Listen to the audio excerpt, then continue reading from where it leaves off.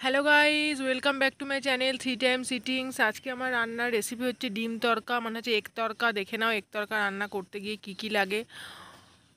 প্রথমে হচ্ছে আমি কি করলাম, কড়াইয়ে তেল গরম করতে দিয়েছি। তেল গরম করতে দেওয়ার পর সেখানে ফোড়ন দিয়ে দিলাম। ফোড়ন দেওয়ার পর তেল গরম করতে দিয়ে ফোড়ন দিলাম। ফোড়ন দেওয়ার পরে যে কেটে রাখা পেঁয়াজ দিয়ে দিলাম। পেঁয়াজ রাখার পর দিয়ে যাওয়ার পর ভালো করে মেল্ট করার পর মশলাগুলো সমস্ত দিয়ে দিলাম। হলুদ গুঁড়ো, জিরে গুঁড়ো, নুন, হালকা পরিমাণ চিনি, টমেটো, কেটে রাখা টমেটো দিয়ে ভালো করে মেল্ট করার পর টমেটোগুলো যখন পুরো মশলার সাথে মেল্ট হয়ে যাবে তখন কি করব, সেদ্ধ করে রাখা এক বাটি তরকা নিয়েছিলাম, তরকা ডাল, সেটাকে দিয়ে দিলাম। দেওয়ার পর ভালো করে মশলার সাথে ম্যাশ করে নিতে হবে যতক্ষণ না মশলাগুলোর সাথে ভালো করে মিশিয়ে যাচ্ছে। তারপরে এর উপর দিয়ে ছড়িয়ে দিলাম তরকা মশলা ছড়িয়ে দেওয়ার পর ভালো করে আবার ম্যাশ করে নিতে হবে তরকাটা সাথে মশলাটা। যতক্ষণ না ম্যাশ হচ্ছে ভালো করে নাড়াচাড়া করতে হবে। গ্যাসটা মিডিয়াম ফ্লেমে দিয়ে ভালো করে নাড়াচাড়া করতে হবে। নাড়াচাড়া হয়ে যায় মানে যতক্ষণ না এটা গ্রেভি টাইপের হচ্ছে একটু ততক্ষণ ভালো করে নাড়াচাড়া করতে হবে। নাড়াচাড়া করে নেওয়ার পর এবার একটু সামান্য পরিমাণ জল দেবো। জলটা দেওয়ার পর যখন ফুটে উঠবে, ফুটে ওঠার পর তার মধ্যে ভেজে রাখা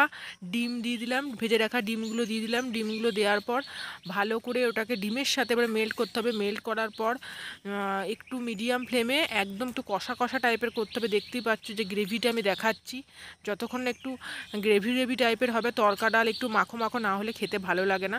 এই যে আমার তরকা ডাল রেডি হয়ে গেছে। এরপর এর মধ্যে আমি ভেজে রাখা কিছু ডিম তুলে রেখেছিলাম, সেটাকে দিয়ে দিলাম ডেকোরেশনের জন্য। দেখতে তো দারুণই লাগছে আর খেতেও ভালো হয়েছে, কিন্তু তোমরা তো আর দেখতে খেতে পারবে না, তাই তোমরা ঘরে একবার ট্রাই করে দেখো প্লিজ।